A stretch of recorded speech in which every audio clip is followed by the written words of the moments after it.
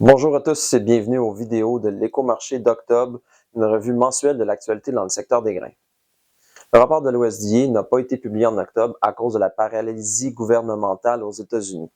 La dernière paralysie similaire en 2018-2019 avait duré 35 jours, un record qui pourrait être dépassé cette année.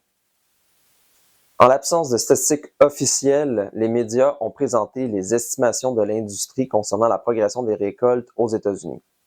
Le battage du soya serait complété entre 87 et 88 et celui du maïs 71 et 73 Au Québec, les récoltes sont terminées à 38 pour le maïs et 91 pour le soya, avec un retard de 31 et de 7 respectivement par rapport à la moyenne quinquennale.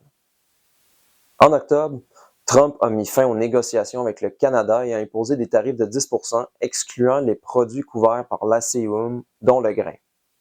Le 30 octobre, les présidents américains et chinois ont conclu une entente. Les États-Unis réduiront leurs tarifs de 10 contre la Chine en échange d'un accès aux terres rares chinoises et d'achats énormes de soya américain.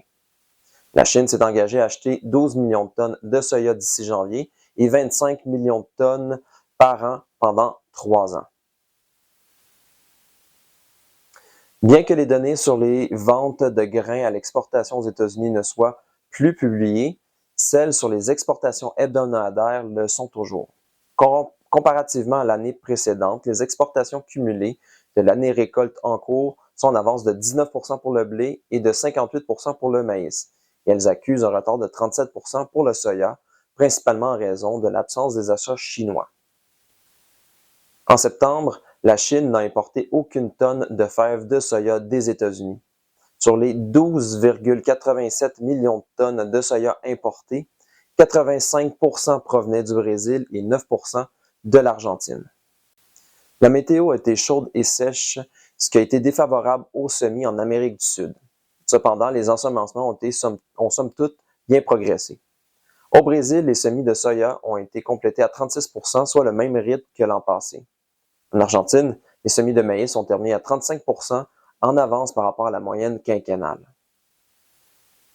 Sur le marché local, la base du maïs pour livraison à la récolte a augmenté de 3 cents US le boisseau, atteignant 58 cents US le boisseau.